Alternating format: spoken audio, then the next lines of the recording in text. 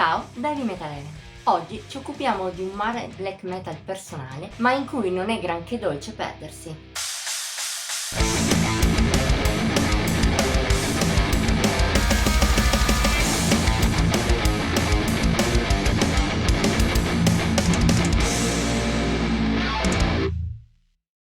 Nel corso dei lunghi anni di Heavy Metal Eleven, chi ha realizzato questa recensione ne ha sentite talmente tante che di non tutti i gruppi ha grosse memorie.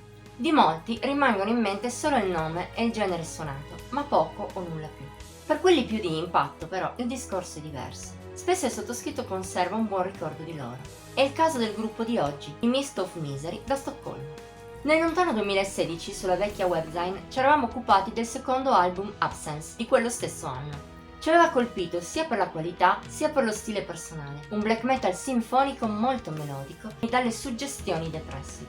E anche per quel ricordo che abbiamo deciso di tornare a recensire i Mist of Misery all'uscita, lo scorso 4 novembre, del quarto disco Severance. Una scelta fatta col cuore e quasi a scatola chiusa, che però nel complesso non si è rivelata proprio azzeccata. Da un lato è vero che la band svedese si è evoluta dai tempi di Absence. Seppur il suo genere rimanga lo stesso, ora ha una gamma di sfumature anche più ampie.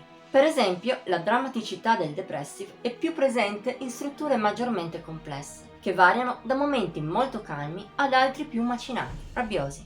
Soprattutto il lato sinfonico è diventato molto più ricco, al contrario del disco del 2016 in cui era più semplice e in disparte.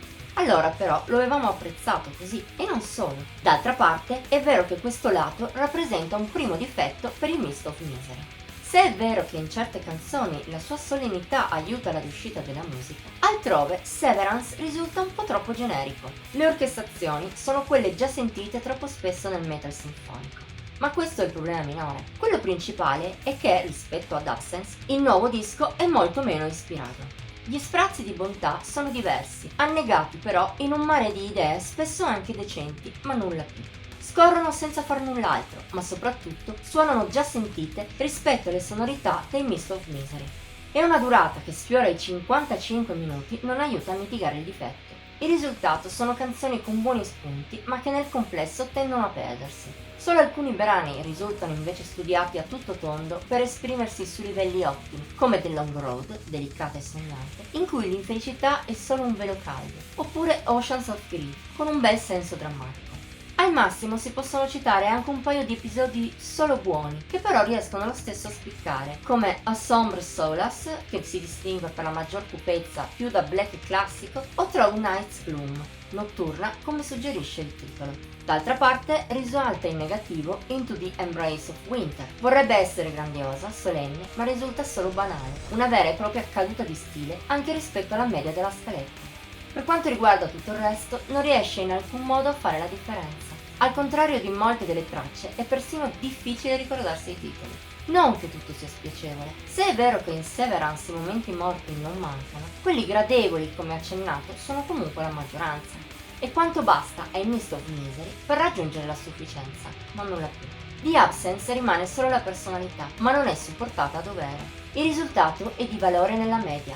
Te lo consigliamo solo se ti interessa qualcuno meno scontato dei 1000 cloni che riempiono la scena black, altrimenti puoi anche passare oltre. Voto di Heavy Metal Eleven 63 su 100.